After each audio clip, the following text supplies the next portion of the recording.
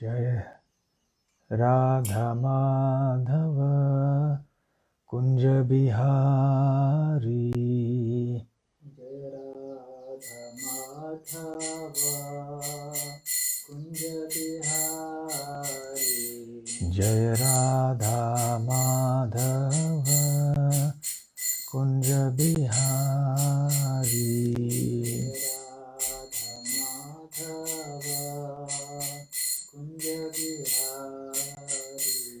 जय गोपी जन वल्लभ गिरिवरधारी।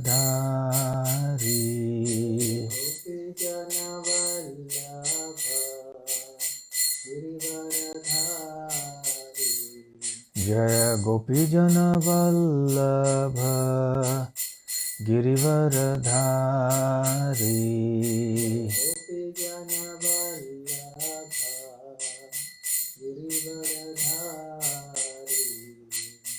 यशोदानंदन ब्रज जनरंजन।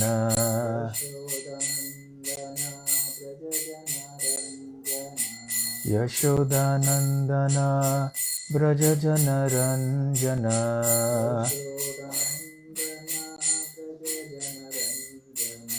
यमुना तीरावनचारी।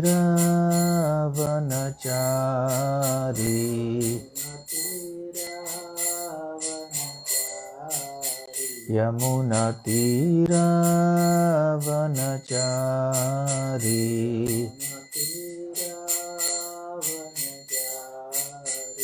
जय राधा माधव कुंज बिहारी।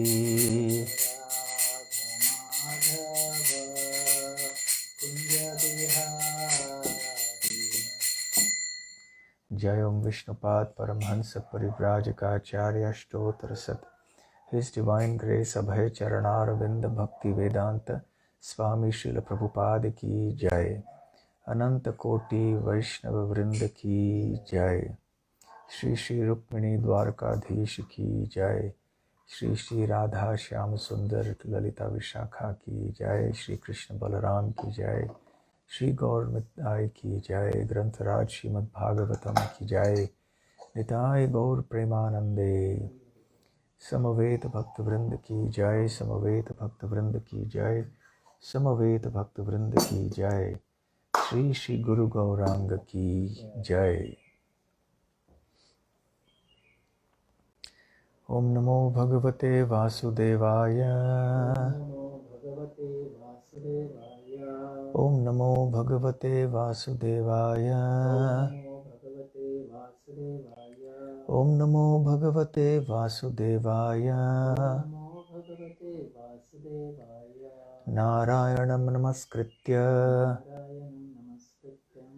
नरं चैव नरोत्तमं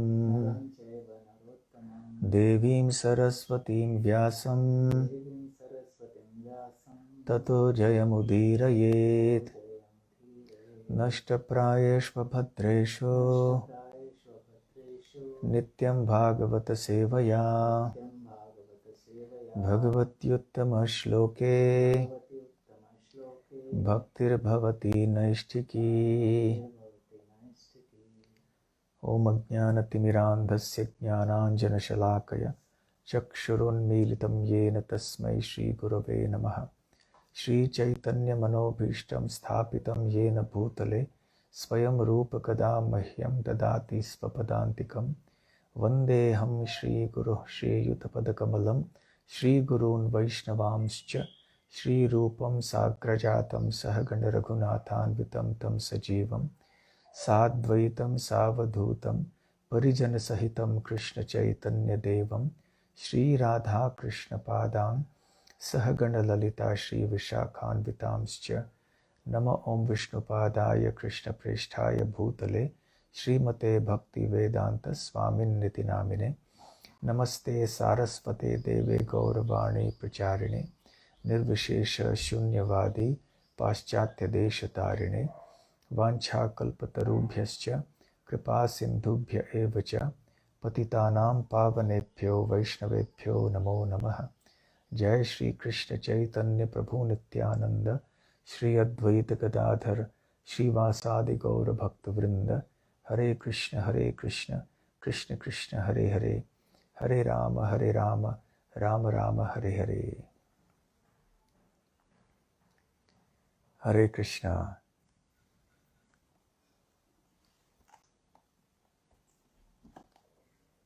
हरे कृष्णा। Thank you.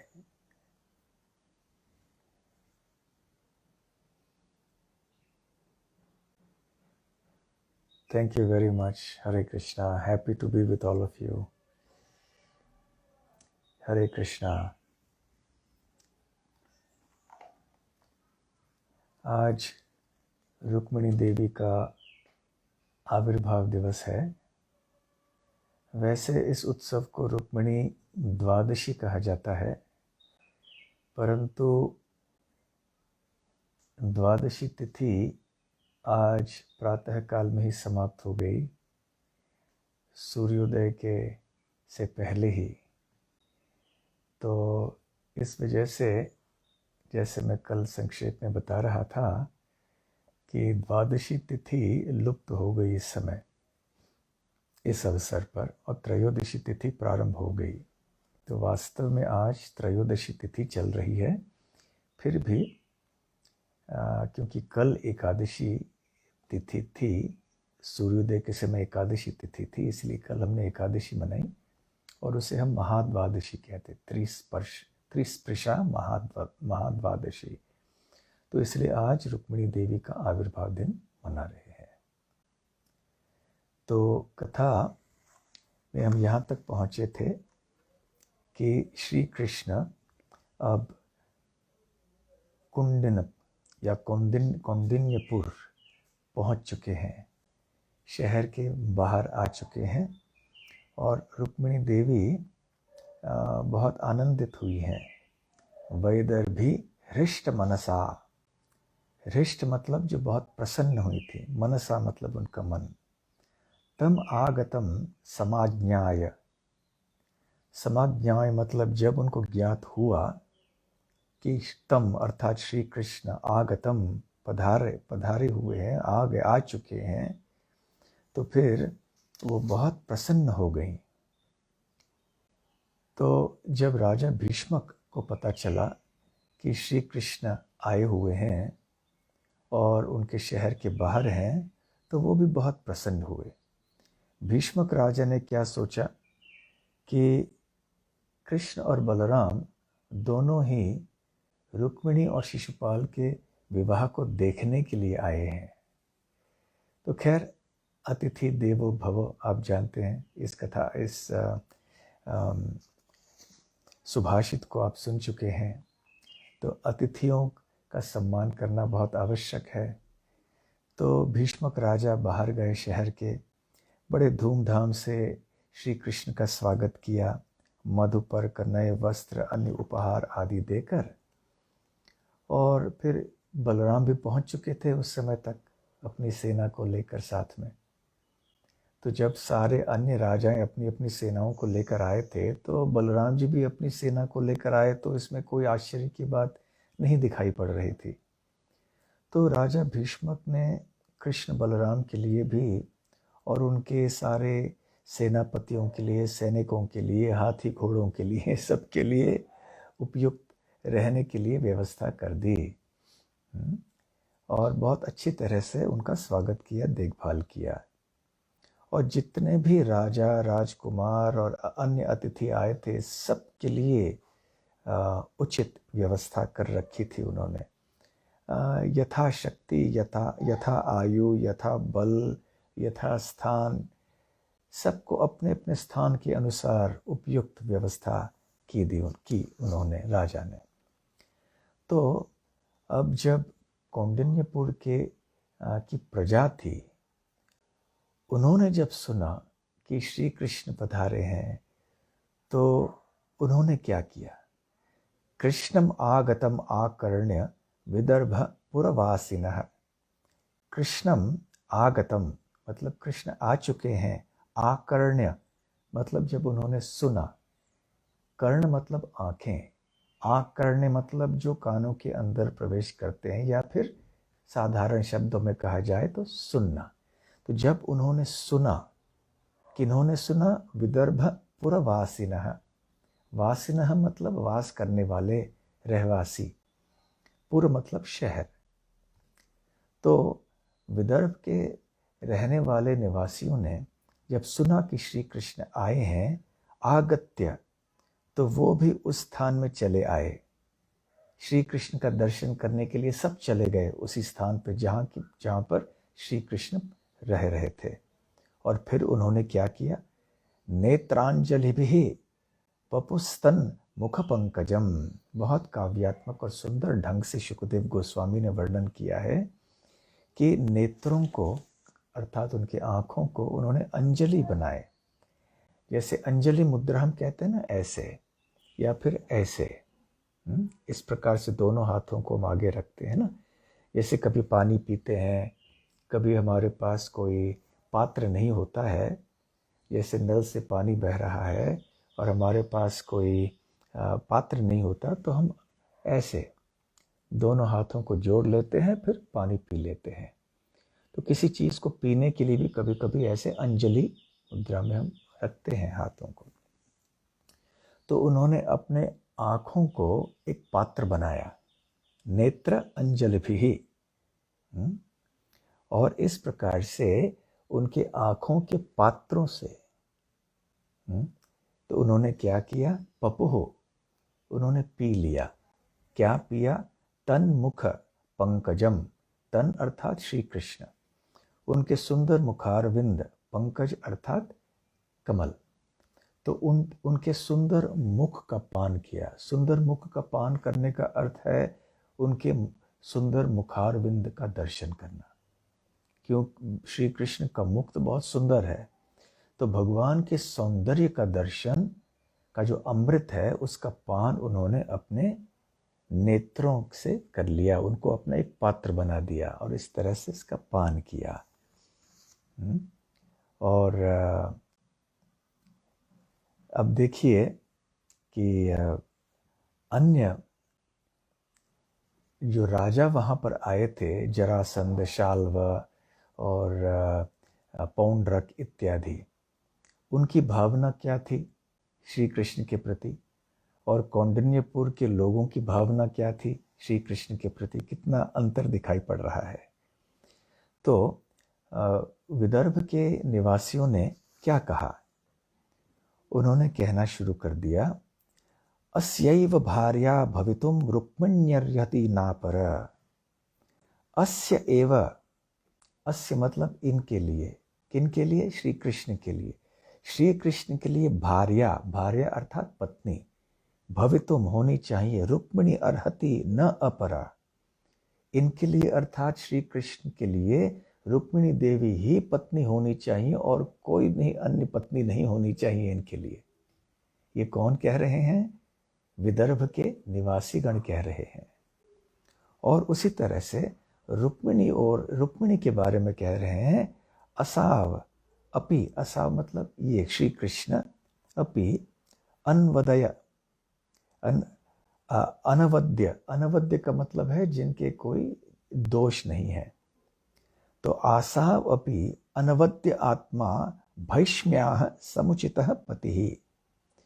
तो जिस प्रकार से केवल रुक्मिणी ही कृष्ण के लिए उचित पत्नी है, उसी तरह से तो श्री कृष्ण भी इनके लिए एकमात्र उचित पति हैं। किन के लिए? भैष्म्याः। जैसे हम पहले दिन पर कह चुके थे कि रुक्मिणी देवी का और एक नाम है भैष्मी। क्यों भैष्मी? क्योंकि उनके पिता का नाम है भीष्मक, तो भीष्मक की पुत्री है भैष्मी। तो भैष्म्याः मतलब भैष्मी के लिए। तो भैष्मी के लिए भी समुचितः पति, समुचित पति, संपूर्ण तरह से उचित जो उनके पति हैं वो श्री कृष्ण हैं। तो इस प्रकार से जो विदर्भ के निवासी हैं वो आतुर हैं कि वास्तव में श्री कृष्ण का विवाह या श्री कृष्ण का विवाह रुक्मिणी देवी से हो। वो नहीं चाहते थे कि रुक्मिणी देवी का विवाह शिशुपाल से हो। और फिर वो कहने लगे कि अच्युत जो कि इस संपूर्ण सृष्टि के रचयिता हैं, वो हमारे पुण्य कार्यों से संतुष्ट हों। अच्युत अर्थात श्री कृष्ण, और इस तरह से वो कृपा करें और रुक्मिणी देवी के कर कमलों को स्वीकार करें विवाह में। तो इस तरह से विदर्भ के निवासी प्रार्थना कर रहे हैं। ये केवल चाह नहीं रहे हैं, आतुर नहीं है, अभी प्रार्थना भी कर रहे हैं कि ऐसा हो जाए कि श्री कृष्ण का विवाह रुक्मिणी देवी से हो जाए। तो उनके हृदय में श्री कृष्ण और रुक्मिणी देवी के प्रति प्रेम उभर रहा था। और उस समय रुक्मिणी देवी जो कि वधू थी, वो निकल पड़ी अपने अंतःपुर से, अपने राजमहल के अंदर उनके कमरों से बाहर निकली और अंबिका देवी के मंदिर की ओर प्रस्थान कर गईं। और उस समय उनकी सुरक्षा के लिए बहुत सारे सैनिक उनको घेर रहे थे। और इस समय रुक्मिणी देवी धीरे धीरे धीरे चलती गईं अंबिका देवी के मंदिर की ओर। अब श्रील विश्वनाथ चक्रवर्ती ठाकुर कहते हैं कि अपने कमरों से वो भवानी मंदिर, भवानी अर्थात अंबिका या दुर्गा, उनकी मंदिर की ओर पहले वो एक पालकी में बैठ के निकली, जैसे कुमारियों के लिए, राजाओं के लिए हुआ करता था ना। तो पालकी में बैठ के चली पहले, और फिर जब वो लगभग अंबिका मंदिर के निकट पहुंच गई थी, तब पालकी से उतरी और फिर पैदल चलने लगी। तो क्या सोच रही थी, किन के ऊपर ध्यान कर रही थी रुक्मिणी देवी जबकि वो अंबिका मंदिर की ओर जा रही थी? यहाँ पे सुखदेव गोस्वामी बता रहे हैं, सा अनुध्यायति सम्यक मुकुंद चरणाम्बुजम। तो सा मतलब वो स्त्रीलिंग है कि रुक्मिणी देवी, अनुध्यायति मतलब वो ध्यान कर रही थी। अनु शब्द का तात्पर्य है कि निरंतर ध्यान कर रही थी। ऐसा नहीं कि एक क्षण के लिए ध्यान कर दिया, ध्यान किया और फिर मन भटक गया कहीं और, नहीं। अनुध्यायति शब्द का तात्पर्य है कि वो सतत ध्यान कर रही थी। सम्यक, और सम्यक मतलब पूर्णतया, जैसे हम सम कीर्तन कहते हैं ना, सम्यक कीर्तन, संपूर्ण कीर्तन। तो उसी तरह से रुक्मिणी देवी का ध्यान संपूर्ण था। और ध्यान का विषय क्या था? मुकुंद चरणाम्बुजम, चरण अंबुजम, अंबुज अर्थात कमल। तो श्री कृष्ण के चरण कमलों के ऊपर उनका ध्यान पूर्णतया केंद्रित था। और रुक्मिणी देवी के साथ में उनकी माताएं थीं, उनकी सहेलियां थीं, और उनकी रक्षा करने के लिए अनेक सैनिक भी थे।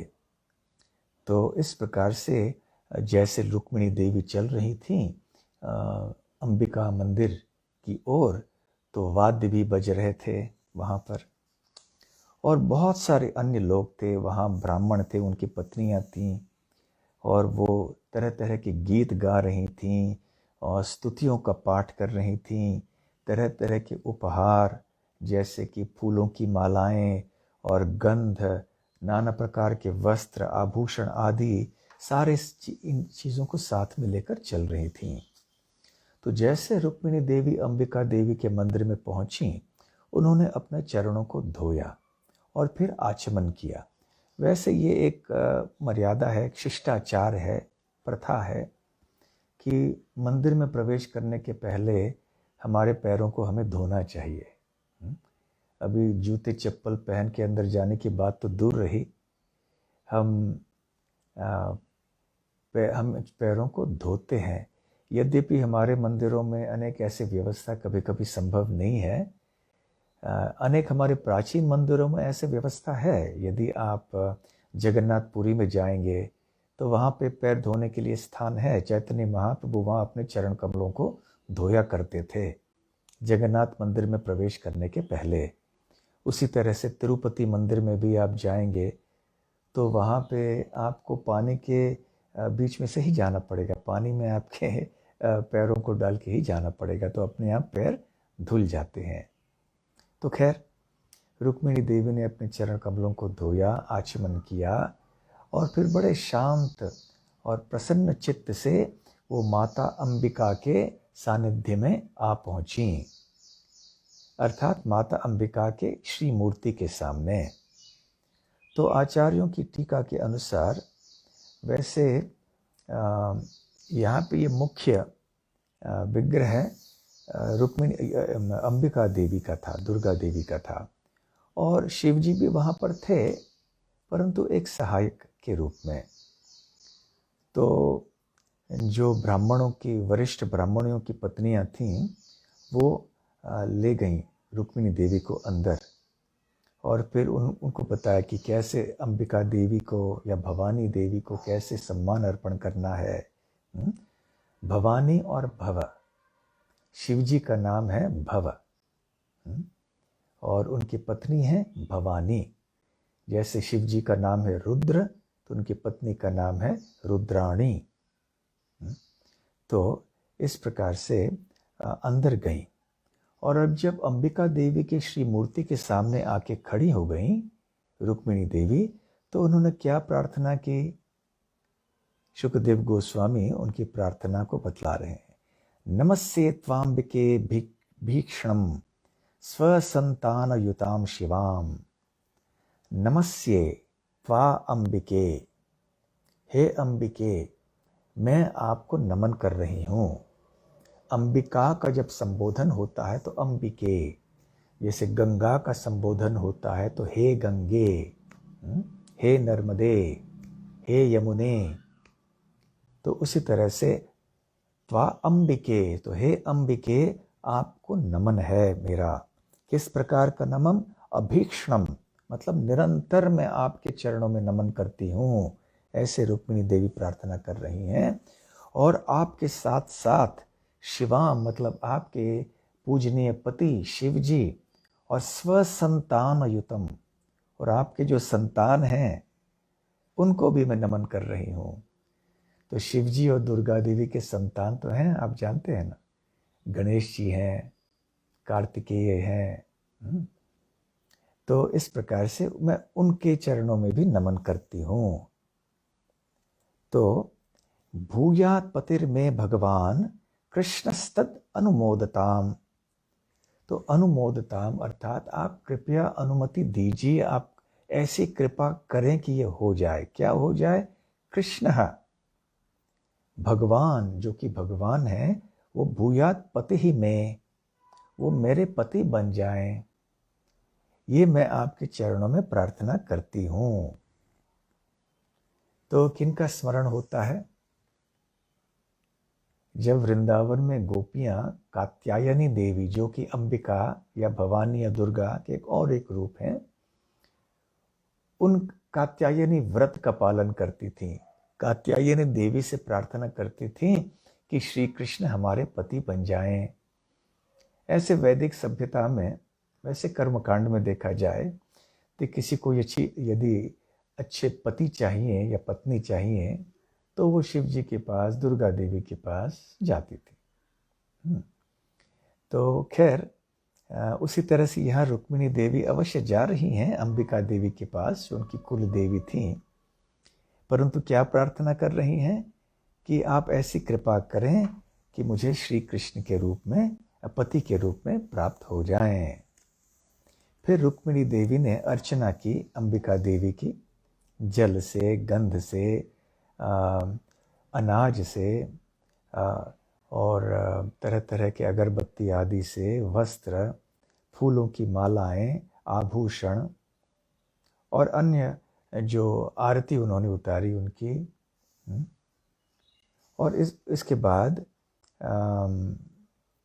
जो ब्राह्मणों के पत्नियां थीं, ब्राह्मणियां थीं, उन्होंने भी अपने अपनी तरह से अर्चना विधि का पालन किया।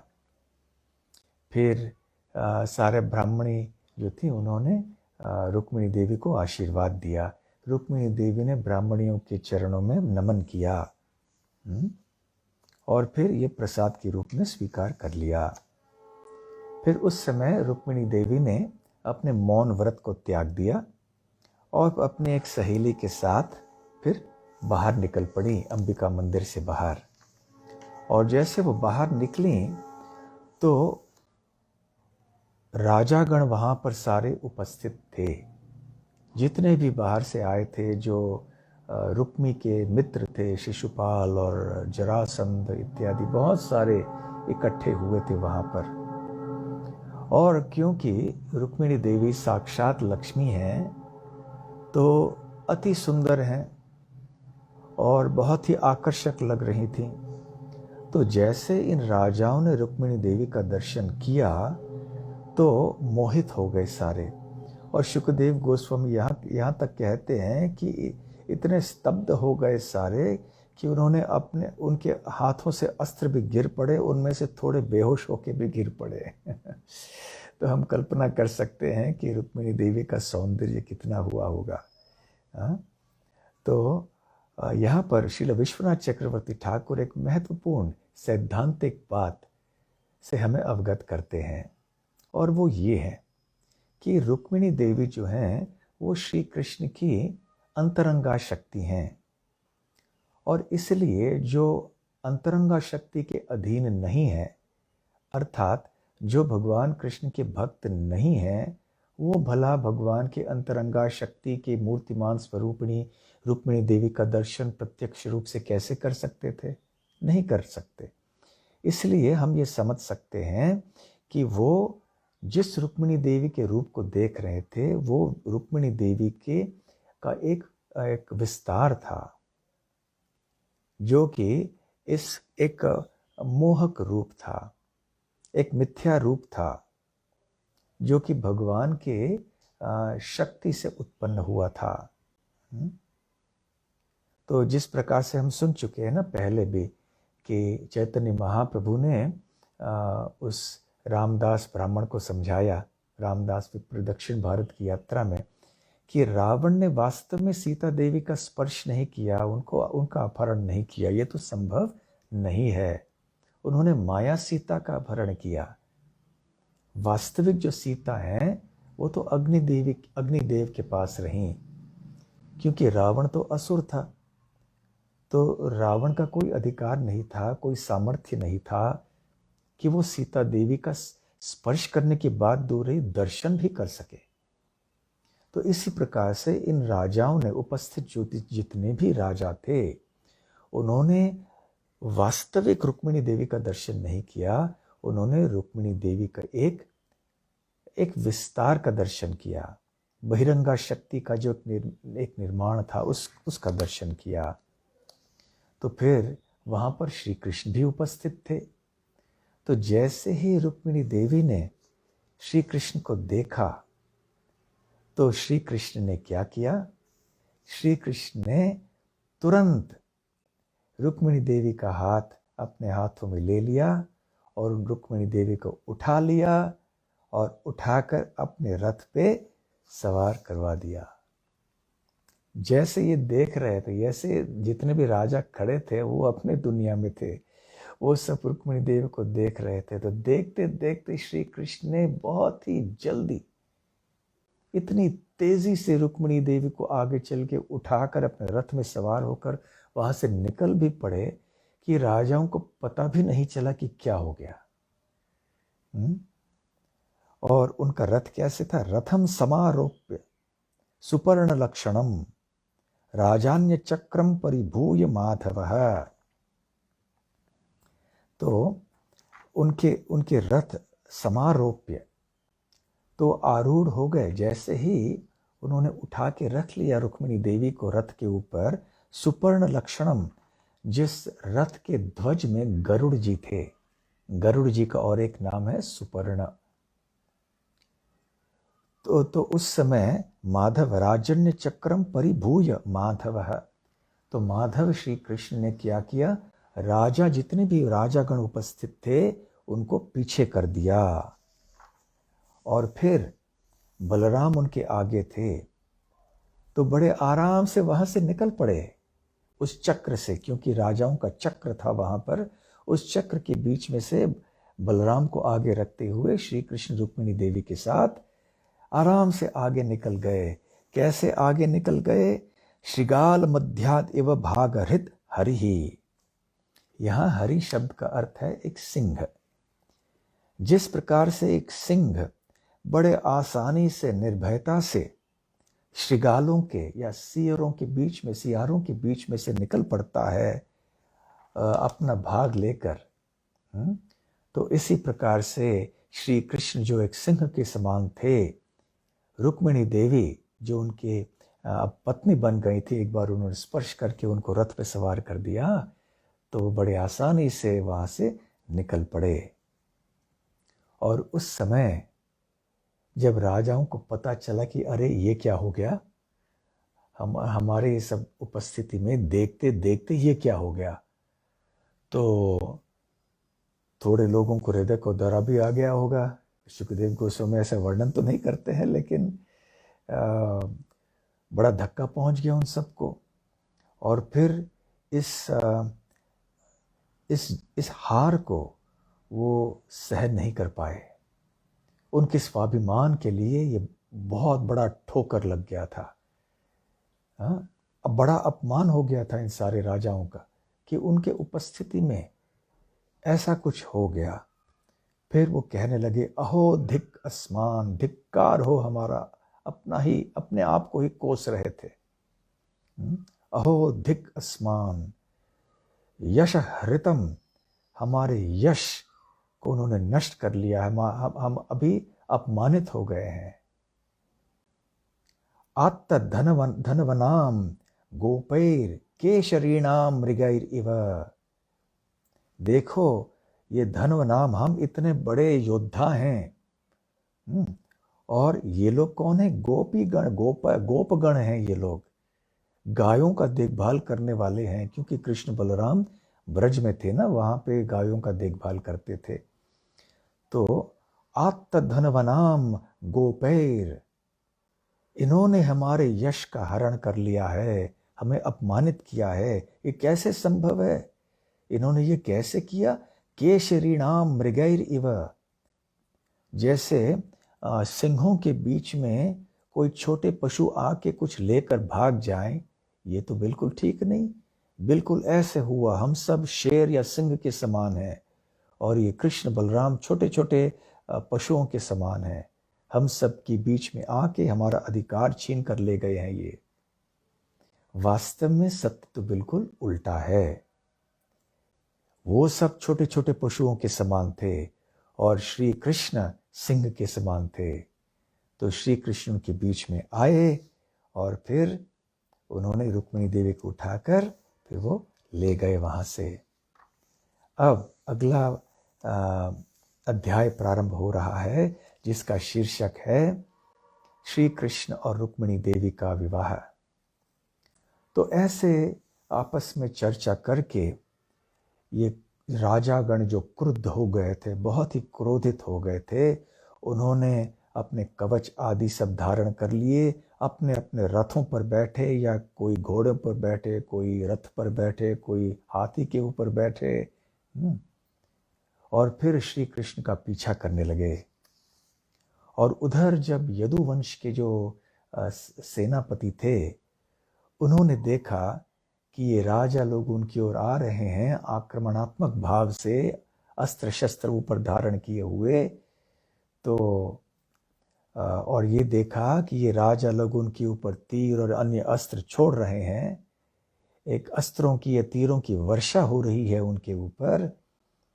तो ये देखकर रुक्मिणी देवी बहुत ही घबरा गईं, बहुत ही भयभीत हो गईं, और फिर उन्होंने श्री कृष्ण की ओर देखा तो श्री कृष्ण हंसने लगे। प्रहस्य भगवान आह मास्म भैर्वामलोचने। प्रहस्य मतलब हंसने लगे। कौन हंसने लगे? भगवान श्री कृष्ण। और फिर आह, वो कहने लगे। क्या कहा उन्होंने रुक्मिणी देवी को? मास्म भैर वामलोचने, हे वामलोचने। वाम मतलब जो बहुत सुंदर हैं, लोचन, लोचन अर्थात आंखें। ते हे सुंदर नयनी, सुंदर नेत्री मास्म भय ही, आप बिल्कुल डरना नहीं। विनंक्षति अधुना एव एतत्, तो ये जो बहुत ही इसी समय ये तावकई ही शात्रवम बलम, ये जो हमारे शत्रु है ना, तो इन शत्रुओं के जो सैन्य बल है वो विनंक्षति अधुना एव एतत्, अभी अभी बहुत ही जल्द हमारे शत्रुओं का बल नष्ट होने वाला है। किनके द्वारा नष्ट होने वाला है? तावकई ही, आपके शत्रुओं, आपके सेनाओं के द्वारा।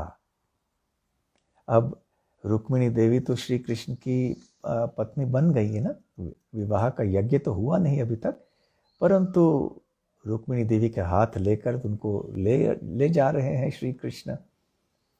तो इसलिए अब बड़े प्रेम से श्री कृष्ण रुक्मिणी देवी से कह रहे हैं कि ये जो यदुकुल की सेना है ना, ये आपकी सेना है, इसलिए तावकई ही।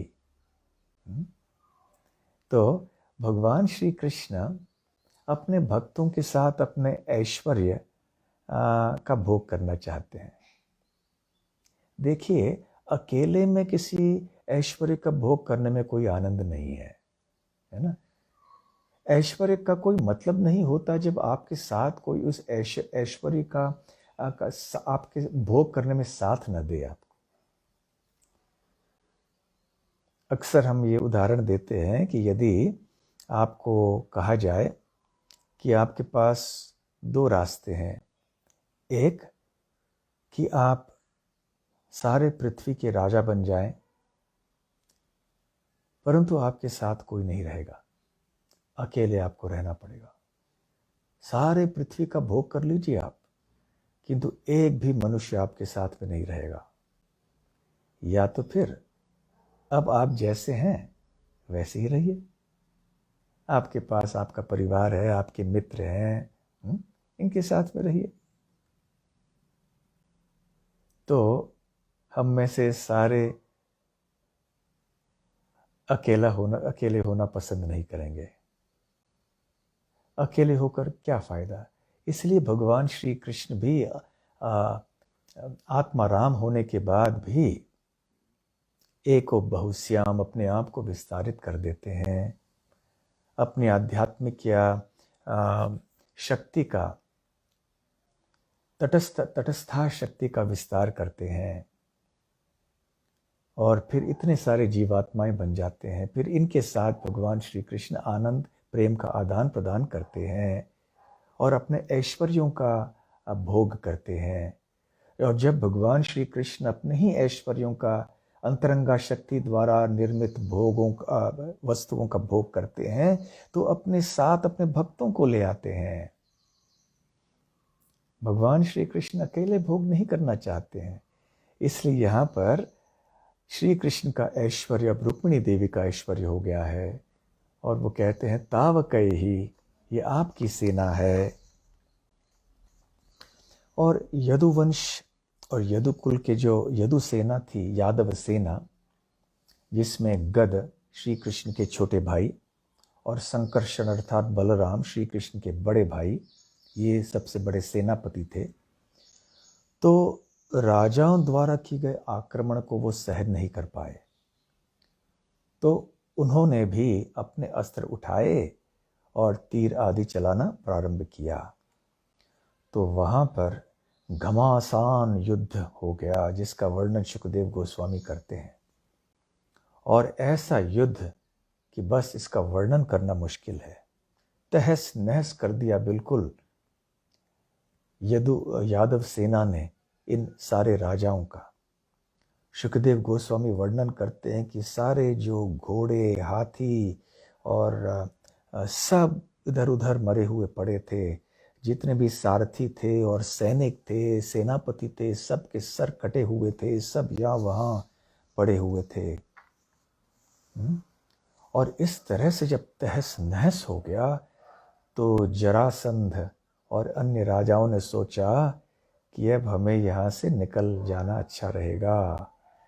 यहाँ रहने में कोई फायदा नहीं है, अभी अपनी जान भी चली जाएगी।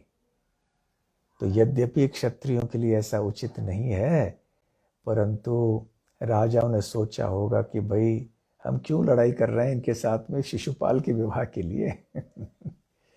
अभी शिशुपाल के विवाह के लिए अपने प्राणों को त्यागना तो उचित नहीं है, तो चलो निकल पड़ो यहाँ से। तो निकल पड़े सारे वहाँ से। अब शिशुपाल अकेले पड़ गए। तो शिशुपाल बड़े उदास हो गए। बहुत बड़ी आशाएं लेकर आए थे शिशुपाल कि रुक्मिणी मेरी पत्नी बन जाएगी, और अब निराश हो गए बेचारे। तो बहुत उदास होकर बैठे थे। सारा उनका जो तेज जो भी था, जो थोड़ा बहुत था, वो भी निकल गया। सारा उत्साह उनका निकल गया। उनका चेहरा तो सूख गया, छोटा हो गया। और फिर जरासंध आदि राजाएं उनको सांत्वना देने लगे, उनका हौसला बढ़ाने के लिए उनको थोड़ा प्रचार करने लगे। देखिए, आवश्यकता पड़ने पर ये जो बड़े बड़े असुर हुए हैं ना इतिहास में, वो भी प्रचार करना शुरू करते हैं, और वो भी भगवत गीता उपनिषद आदि से कथा करना शुरू करते हैं। जैसे कि हिरण्यकश्यप ने किया, जबकि हिरण्याक्ष का वध भगवान ने किया था वराहदेव के रूप में। तो हिरण्याक्ष की पत्नियों को उपदेश दिया हिरण्यकश्यप ने। यदि सुना नहीं कि कौन ये कह रहा, हम सोचते कि किसी बड़े पंडित ने, किसी भक्त ने ये सारे उपदेश कहे होंगे। उसी तरह से रावण भी बड़ा पंडित था। समय आने पर वो भी बहुत ही विद्वत्तापूर्ण उपदेश दे सकता था, परंतु केवल ऐसे विद्वत्तापूर्ण उपदेश देने से क्या लाभ, जबकि हृदय इतना दुष्ट है, स्वभाव इतना जटिल है, तो फिर क्या फायदा। हृदय का परिवर्तन होना आवश्यक है। तो खैर जरासंध कहने लगे, भो भो पुरुषा शार्दूल, अरे सुनो सुनो हे मनुष्यों में से शेर। शार्दूल अर्थात शेर। तो उसका हौसला बढ़ाने के लिए शिशुपाल को कह रहे हैं, तुम शेर हो। शेर दिल मनुष्य, सुनो सुनो। दौर मनस्यम इदम त्यज। दौर मनस्य अर्थात तुम्हारा जो उदासीपन है ना, इसको इदम त्यज, त्यज मतलब त्याग दो। अभी आखिर देखो हे राजन, जिन आत्माओं ने भौतिक शरीर धारण किया है ना, उनके लिए न सुख न दुख स्थायी होता है। कभी सुख होता है तो कभी दुख होता है। और संसार में देखिए, अभी जरासंध बोल रहे हैं, जिस प्रकार से कठपुतली चलती है किसी एक व्यक्ति के नियंत्रण में, उसी प्रकार से ये सारा जगत जो है चल रहा है श्री भगवान के संचालन। भगवान जिस तरह से संचालन करते हैं, भगवान के हाथों में सब कुछ ये चल रहा है।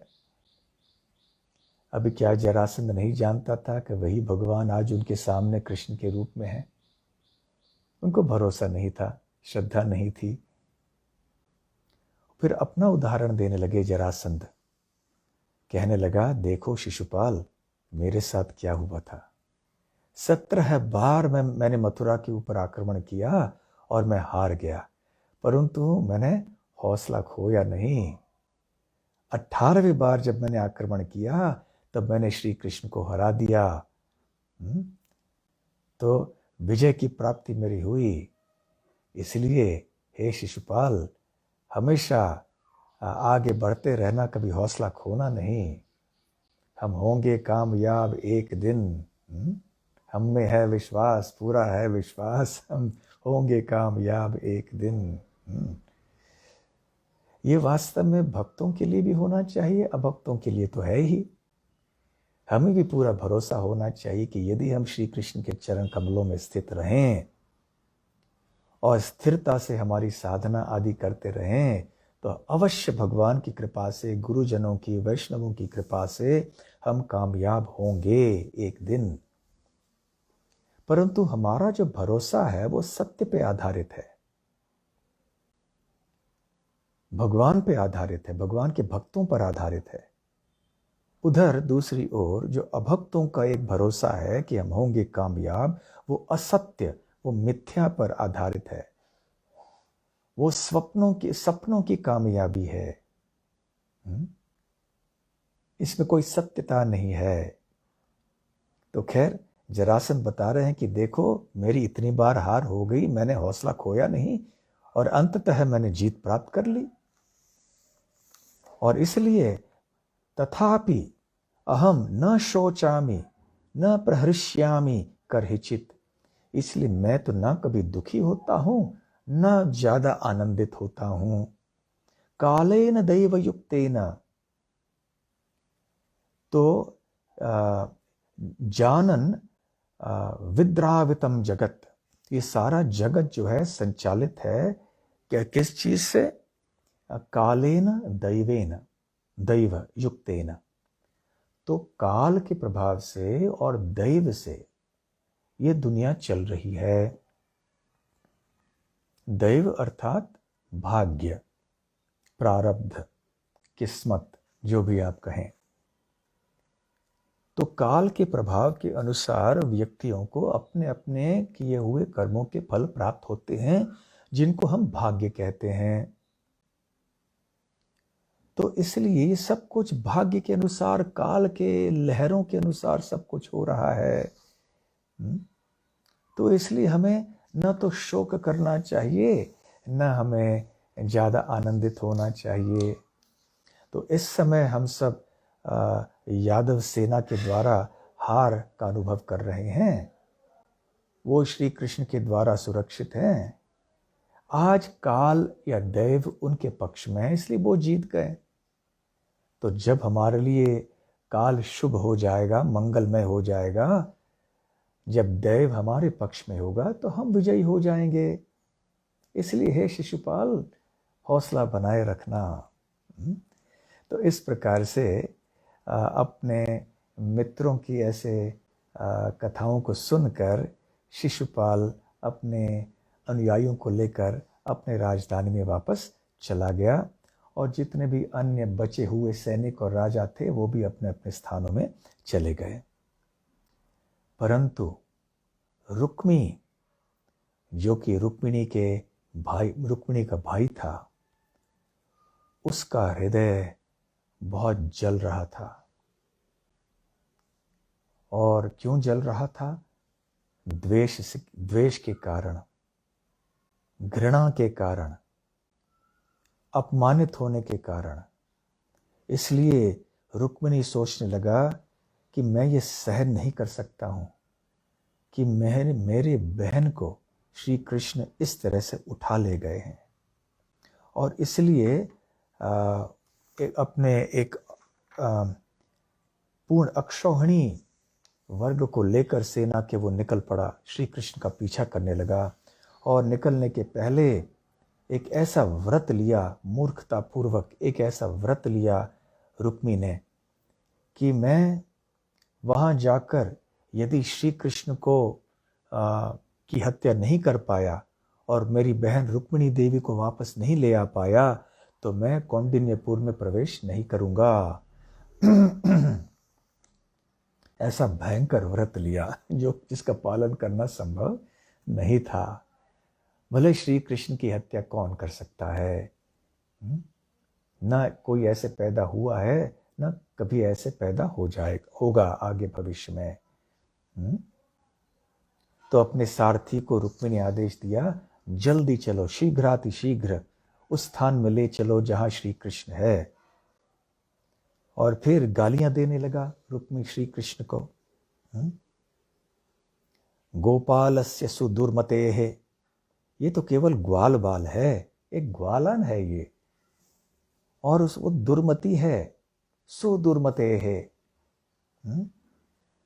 वीर्यमदम ये न स्वसा में प्रसभम हृता, आज मैं उसके मान का भंग करूंगा मेरे तीरों के द्वारा।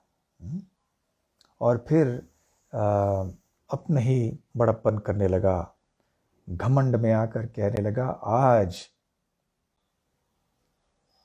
मैं गोविंद को अपने ऐसा सबक सिखाऊंगा। परंतु रुक्मी मूर्ख था, वो श्री कृष्ण के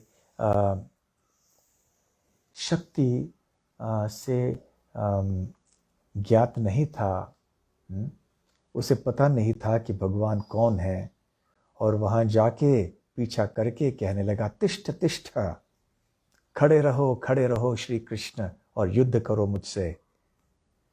तो रुक्मिणी ने फिर अपने धनुष बाण से श्री कृष्ण की ओर 3 तीर फेंके और कहने लगा, आह च अत्र क्षणम तिष्ठ यदुनाम कुलपम पांसना, कि हे यदुकुल का प्रदूषण करने वाले श्री कृष्ण, अत्र इसी स्थान में एक क्षण के लिए तो खड़े हो जाओ और मुझसे युद्ध करो, क्यों भाग रहे हो? तो तुम इस तरह से दौड़ रहे हो कि जैसे एक कौवा यज्ञ में अर्पण किए जाने वाले मक्खन को उठा के ले जाए। आज मैं तुम्हें तुम्हारे इस घमंड से मुक्त करा दूंगा। और बहुत सारे अपशब्द कहे रुक्मी ने श्री कृष्ण के लिए। तो श्री कृष्ण मुस्कुराए और उन्होंने 6 तीर छोड़ दिए। इन 6 तीरों से क्या हुआ? इन 6 तीरों से रुक्मी के 4 उनके जो धनुष है वो टूट गया। फिर और तीर छोड़े श्री कृष्ण ने, तो रुक्मी के घोड़े मर गए, उनके जो सारथी मर गया, और उनके जो रथ के ऊपर जो ध्वज था वो भी टूट गया। जब रुक्मी का धनुष टूट गया तो उसने दूसरा धनुष उठाया और तीर छोड़ने लगा, फिर वो भी नष्ट हो गया श्री कृष्ण के तीरों के द्वारा। रुक्मी ने तीसरा धनुष उठाया, उसको भी श्री कृष्ण ने काट दिया। रुक्मी ने और अस्त्र वगैरह छोड़े और श्री कृष्ण ने इन सारे अस्त्रों को चूर चूर कर दिया। अंततः रुक्मी अपने रथ से कूद कर नीचे आ गया और अपने हाथों में एक तलवार लेकर आक्रमण करने लगा श्री कृष्ण के प्रति। तो श्री कृष्ण ने तीरों को छोड़कर श्री रुक्मी के तलवार और कवच को नष्ट कर दिया।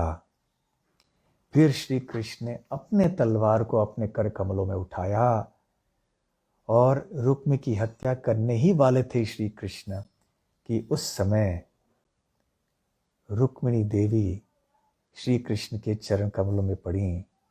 हंतुम नारहसी कल्याण भ्रातरम में महाभुज, हे महाभुज, जिनकी भुजाएं बहुत महान हैं, बलवान हैं, हे कल्याण, हे मंगल के मूर्तिमान स्वरूप, हंतुम न अर्हसी भ्रातरम, मेरे भ्राता मेरे भाई की हत्या न कीजिए। तो रुक्मिणी देवी इतनी घबरा गई थी इस समय कि वो कांप रही थी, उनका मुखारविंद सूख गया था। बहुत शोकग्रस्त अवस्था में थी रुक्मिणी देवी। तो इस समय श्री कृष्ण के चरण कमलों को उन्होंने पकड़ा और भगवान श्री कृष्ण ने अपने आप को रोक लिया। विश्वनाथ चक्रवर्ती ठाकुर कहते हैं, दया या भगिनी मूर्ति ही, कि जो बहन होती हैं किसी की, वो कृपा की मूर्तिमान स्वरूपिणी होती हैं।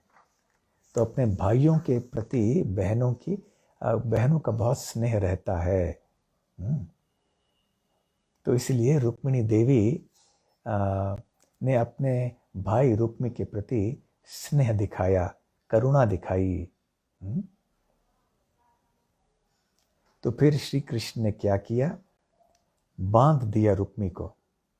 बांध कर अपने तलवार से उन्होंने आधी मूछ काट दी, थोड़ा बाल, उनके सर के ऊपर जो बाल थे वो भी थोड़े बहुत काट दिए, और ये एक अपमानित करने का, पराजित करने का, मार डालने का एक तरीका है।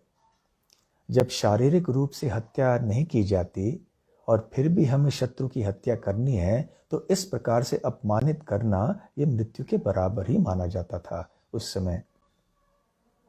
तो इस प्रकार से श्री कृष्ण ने रुक्मी का वध करते हुए भी नहीं किया। तो फिर यदुगण सब वहां पर आए और जब क्या देखा उन्होंने कि रुक्मी की क्या दशा है। एक बिल्कुल शर्म के कारण, लज्जा के कारण प्राय मृत्यु के द्वार पे पहुंच गया था रुक्मी।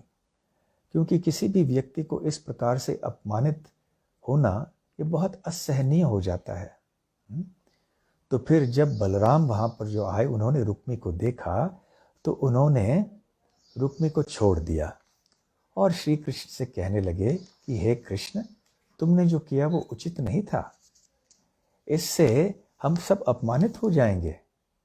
एक निकट के हमारे संबंधी के प्रति इस तरह से व्यवहार करना, उसके मूंछ और बाल को काट देना इस प्रकार से, ये उसकी हत्या करने से बराबर है।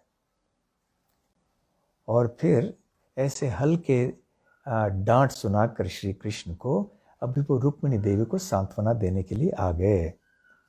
तो रुक्मिणी देवी को बलराम जी ने सांत्वना दी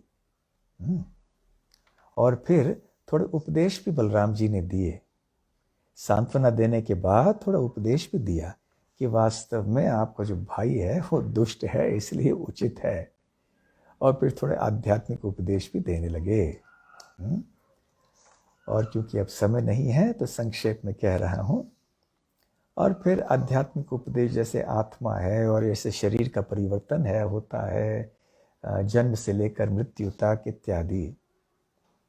तो ऐसे थोड़ा आध्यात्मिक उपदेश देने के बाद अब फिर बलराम जी रुके और बलराम जी के उपदेशों को सुनकर रुक्मिणी देवी के हृदय में जो शोक था, जो दुख था, उसका शमन हो गया। तो अपने उदासीपन को भूल गईं और आध्यात्मिक बुद्धि से रुक्मिणी देवी ने अपने मन को स्थिर कर दिया। उधर रुक्मी के साथ क्या था? केवल अपने प्राण थे बस। अपना जो एक आत्मसम्मान था वो पूरी तरह से नष्ट हो गया था। और अब उसे याद आया कि मैंने तो व्रत लिया था कि जब तक मैं श्री कृष्ण की हत्या नहीं करूंगा और मेरी बहन रुक्मिणी को वापस नहीं लाऊंगा, मैं कुंडनपुर में नहीं जाऊंगा। तो अब वो नहीं जा पाए। तो उसी स्थान में जहां ये घटना हुई, रुक्मी ने एक और बड़े शहर का निर्माण किया जिसका नाम था भोजकट। और वहीं पे रुक्मी रहने लगा। इस प्रकार से श्री कृष्ण और बलराम ने सारे सेनाओं की, राजाओं की और उनकी सेनाओं की को हरा दिया।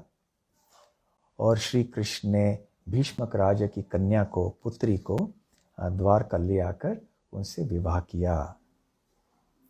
तो वहां पर द्वारकापुरी में सारे लोग बहुत खुशियां मना रहे थे। बहुत हर्षित थे सारे लोग, क्योंकि वो श्री कृष्ण से बहुत प्रेम करते थे और श्री कृष्ण का पहला विवाह था और रुक्मिणी देवी बिल्कुल योग्य पत्नी थी हर दृष्टि से। इसलिए सारा द्वारका शहर अब सजा हुआ था।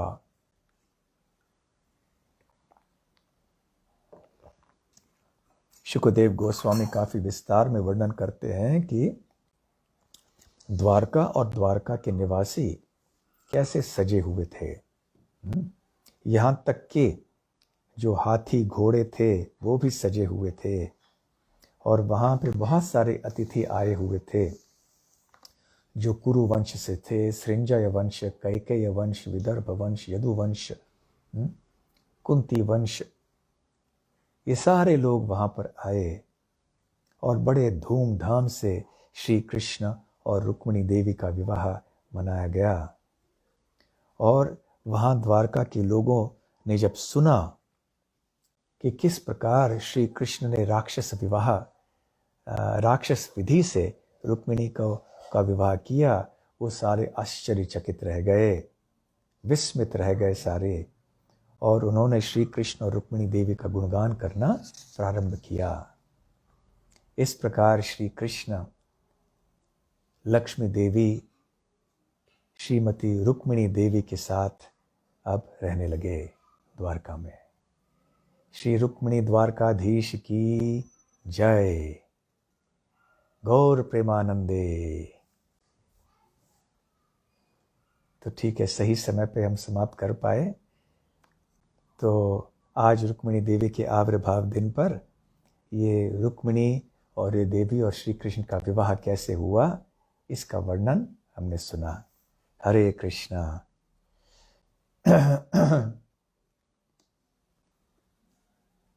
हरे कृष्णा। धन्यवाद।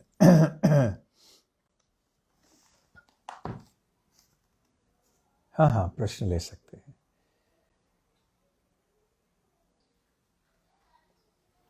अच्छा, तो प्रश्न ये है कि हम ऐसे पढ़ते हैं कि आध्यात्मिक जगत में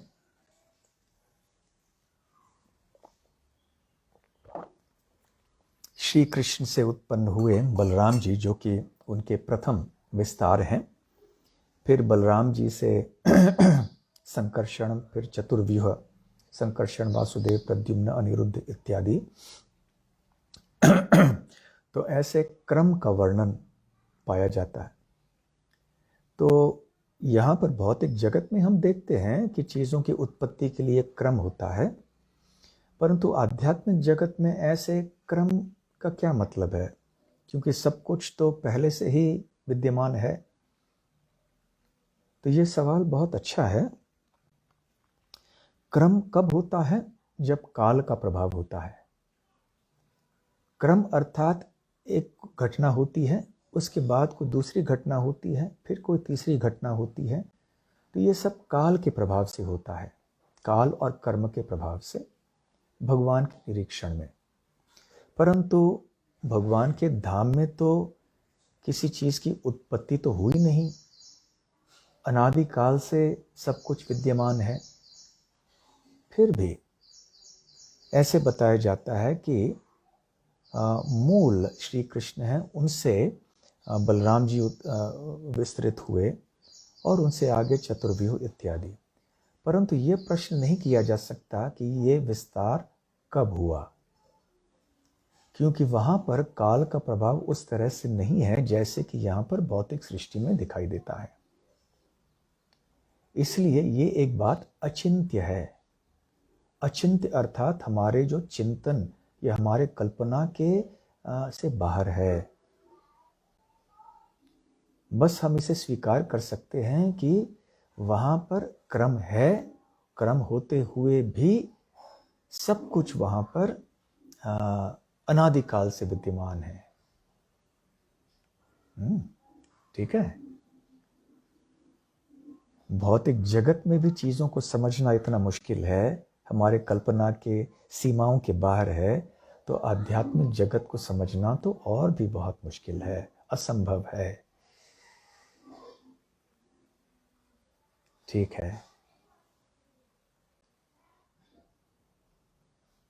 प्रश्न ये है कि रुक्मी का द्वेष जो श्री कृष्ण के प्रति था, उसके पीछे क्या कारण था?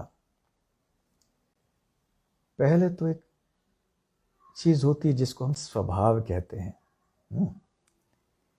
स्वभाव से ही कभी कभी लोग दुष्ट होते हैं। होता है ना ऐसे, स्वभाव से ही दुष्ट होते हैं। तो रुक्मी वैसा था। और दूसरी बात, कुसंग, बुरे संग से अच्छा व्यक्ति भी बिगड़ जाता है बुरे संग में।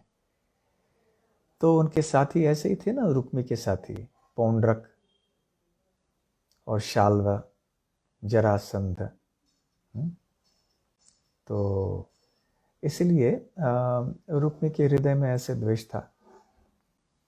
शिशुपाल का मित्र था, घनिष्ठ मित्र था, तो शिशुपाल के तो गुण लगने ही वाले थे रुक्मी के ऊपर।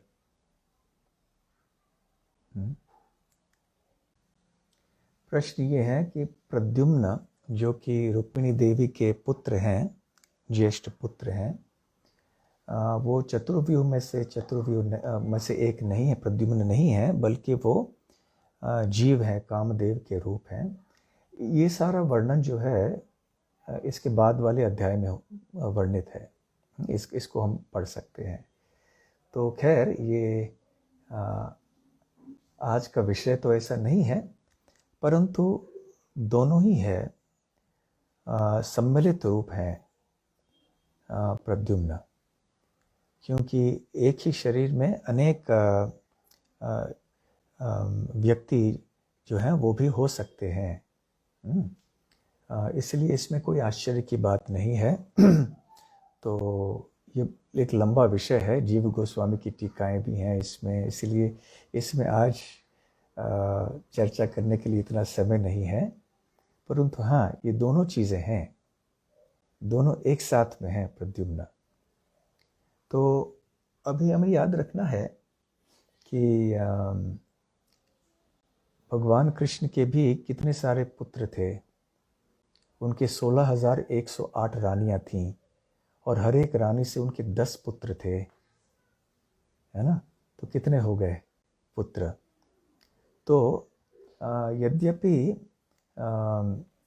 श्रीमती रुक्मिणी देवी लक्ष्मी देवी हैं, फिर भी उनके पुत्रों में या अन्य जो पार्षद हैं वो शक्ति तत्व भी हो सकते हैं और विष्णु तत्व भी हो सकते हैं, उनमें जीवों का भी सम्मिलन हो सकता है। तो ये सारी चीज़ें आध्यात्मिक क्षेत्र में संभव हैं। ऐसे स्पष्ट रूप से तो प्रश्न ये है कि क्या रुक्मिणी देवी भी गौर लीला में शामिल हुई थी। वैसे गौड़ गणोद्देश दीपिका नाम का एक ग्रंथ है जिसमें ये वर्णन है कि जो श्री कृष्ण के भक्त थे वृंदावन में, मथुरा में, द्वारका में, उनकी कोई भूमिका रही गौर लीला में। अब रुक्मिणी देवी के बारे में ऐसे स्पष्टता से ये नहीं कहा गया है कि रुक्मिणी देवी प्रकट हुई इस रूप में।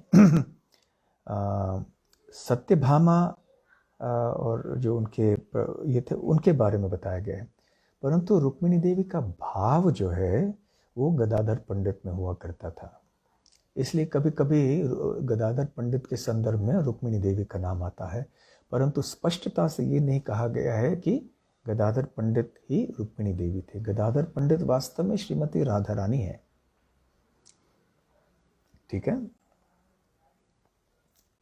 हरे कृष्ण। हाँ, और कोई प्रश्न?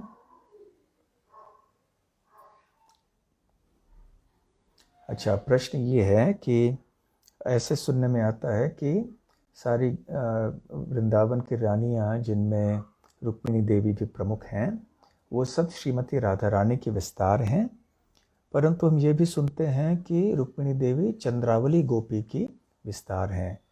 तो दोनों में एक विरोधाभास लग रहा है। इस सत्य क्या है, ये प्रश्न है।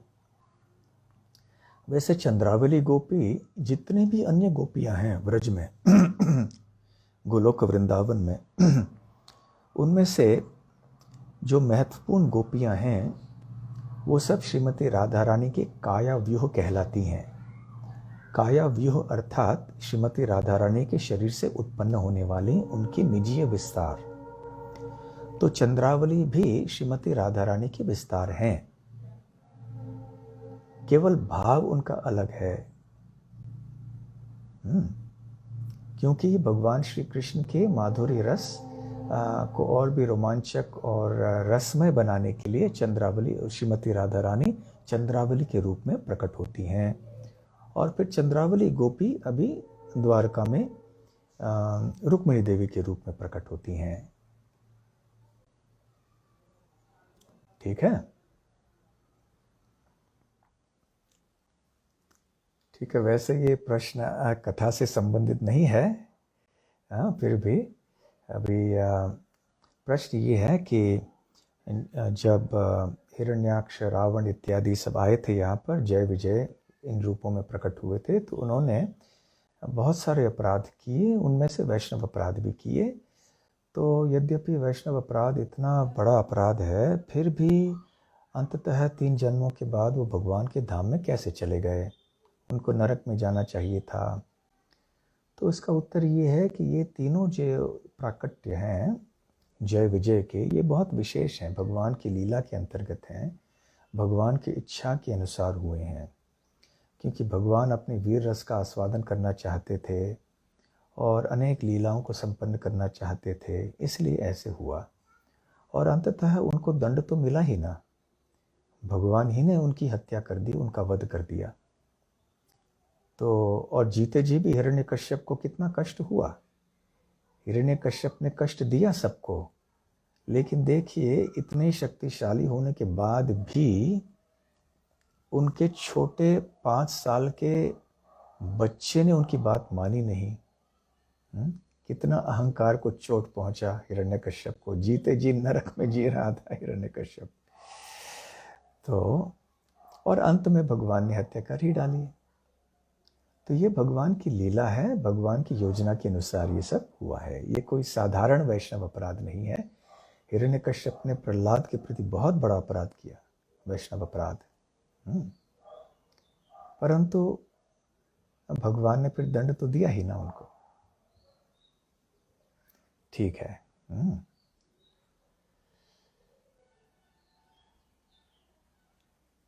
वैसे ठीक है, कल नरसिंह चतुर्दशी है, तो इसके लिए तैयारी हो गई समझ लीजिए।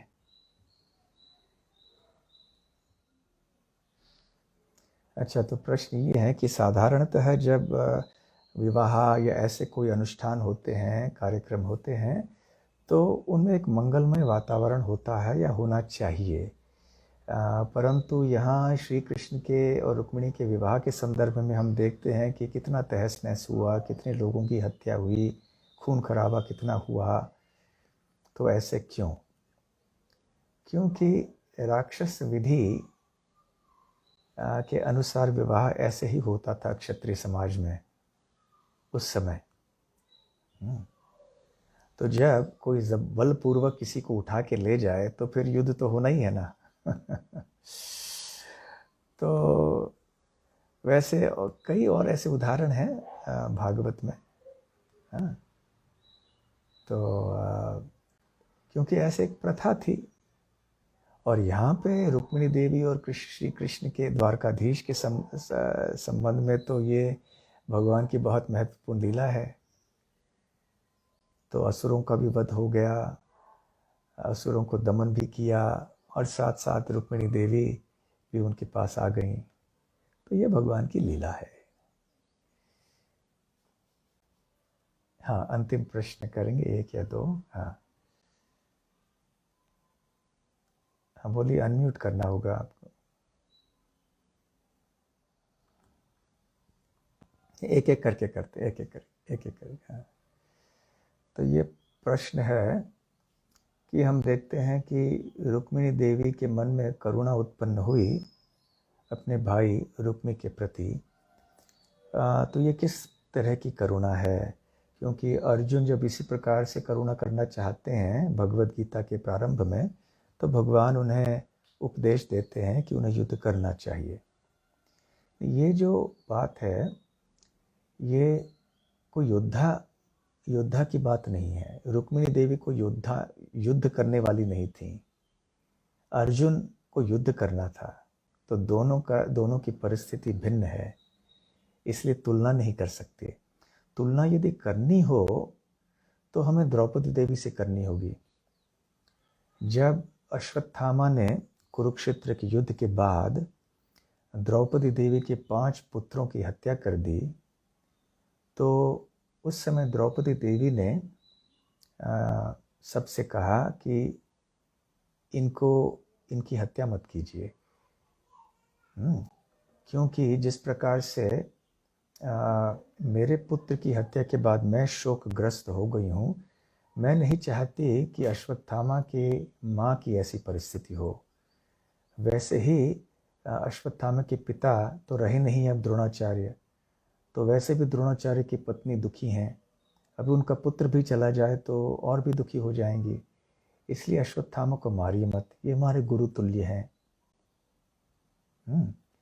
तो ठीक उसी प्रकार से, क्योंकि द्रौपदी देवी एक भक्त है, वैष्णवी हैं महान, इसलिए उनके हृदय में करुणा थी। ठीक उसी प्रकार से रुक्मिणी देवी भी महान वैष्णवी हैं कि अपने बड़ी भाई हैं रुक्मी, गलती तो की है लेकिन चलो कोमल हृदय है, तो उन्होंने कहा कि इनको क्षमा कर दीजिए। तो क्षमा याचना की रुक्मिणी देवी ने श्री कृष्ण के चरण कमलों में। ठीक है। प्रश्न ये है कि बलराम जी इस समय हल्के से कृष्ण को भी डांट रहे हैं कि ऐसे नहीं करना चाहिए था, और आगे चल के जब घटना होती है वो हस्तिनापुर जाते हैं, वो स्वयं ऐसे कर लेते हैं। यही प्रश्न है, बलराम जी स्वयं ऐसे करते हैं। वैसे यहाँ आचार्य बताते हैं कि बलराम जी ने हल्की डांट सुनाई श्री कृष्ण को केवल रुक्मिणी देवी को सांत्वना देने के लिए। वैसे तो वो जानते थे कि रुक्मी कितना दुष्ट है, और आगे चल के रुक्मी करने वाले हैं, रुक्मी के साथ भी ऐसा ही करने वाले थे ना बलराम जी। लेकिन अभी रुक्मिणी देवी साथ में थी, तो रुक्मिणी देवी को सांत्वना देने के लिए उन्होंने ऐसे किया। कभी कभी ऐसे किया जाता है ना मनुष्य समाज में, कभी किसी को शांत कराने के लिए एक तीसरे आदमी को डांट सुनाते हैं, भाई ऐसे क्यों किया तुमने। हाँ, तो ताकि ये दूसरा व्यक्ति थोड़ा शांत हो जाए, उसके लगे कि भाई हाँ ये हमारे पक्ष में कुछ बोल रहे हैं, ठीक है। हाँ ठीक है, अंतिम प्रश्न कोई हो तो पूछिए। अच्छा, तो प्रश्न ये है कि रुक्मी की क्या गलती थी कि रुक्मी अपनी बहन को बचाने जा रहा था ना, भले उसका बुरा संग हो इत्यादि। उत्तर ये है कि बचाना मतलब क्या। जब हम ये बचाना शब्द का प्रयोग करते हैं ना, तो इसका मतलब किसी बुरी परिस्थिति से किसी को मुक्त करना चाहते हैं ना, ये बचाने शब्द का तात्पर्य होता है ना। जैसे कोई डूब रहा है तो हमने बचा लिया उसको, या कोई गलत संग में जा रहा है उससे हमने बचा लिया उसको। परंतु रुक्मिणी देवी को कौन ले जा रहे हैं, कोई दुष्ट व्यक्ति तो नहीं ले जा रहे हैं ना, कौन ले जा रहे हैं, श्री कृष्ण ले जा रहे हैं। तो इससे भला क्या हो सकता है रुक्मिणी देवी के लिए। वैसे भी रुक्मिणी देवी स्वयं चाहती थी श्री कृष्ण के पास जाने के लिए, और अन्य जितने भी निवासी थे कौंडिन्यपुर के वो भी चाहते थे, भीष्मक राजा चाहते थे, अन्य परिवार के सदस्य चाहते थे। तो वास्तव में रुक्मी को समझ लेना चाहिए था कि जो हुआ वो सही हुआ, जो होना चाहिए था वो अभी हुआ, क्योंकि रुक्मी ने बाधा डाली थी इसमें, इसलिए यहां तक बात पहुंच गई थी। यदि रुक्मी मान लेता पहले से ही कि ठीक है, मेरी बहन चाहती है ना कृष्ण से विवाह करने के लिए, और मेरे पिता भी चाहते हैं, अन्य मेरे भाई भी चाहते हैं, सब चाहते हैं, तो होने देना चाहिए, तो बात वहीं समाप्त हो जाती। परंतु रुक्मी ने ऐसे नहीं किया। तो इसलिए जो विचार था कि वो रुक्मिणी को बचाने के लिए नहीं था, वो अपने अहंकार को जो चोट पहुंची उसके ऊपर मलम लगाने के लिए किया रुक्मी ने कार्य, कि मेरे होते हुए मेरे सामने किसी ने ऐसे कैसे किया। हाँ, तो मेरा सम्मान जो है वो पूरी तरह से नष्ट हो गया, सबके सामने मेरी नाक कट गई, अभी मुझे बदला लेना चाहिए। तो ये भाव था। ठीक है, इसलिए बचाने का कोई प्रश्न नहीं था। ठीक है, तो बहुत बहुत धन्यवाद सबको, बहुत बहुत धन्यवाद अमोघ लीला प्रभु, और आप सबको मेरी हार्दिक शुभकामनाएं। और मैं प्रार्थना करता हूं कि इस्कॉन रुक्मिणी द्वारकाधीश मंदिर द्वारका नई दिल्ली की यात्रा और बढ़ती रहे, भक्तों की संख्या बढ़ती रहे, आप सब अच्छी तरह से आगे कृष्ण भावनामृत में बढ़ते जाएं। हाँ, तो बहुत बहुत धन्यवाद। श्री श्री रुक्मिणी द्वारकाधीश की जय, श्रील प्रभुपाद की जय, गौर प्रेमानंदे। हरि हरि बोल। हरे कृष्ण।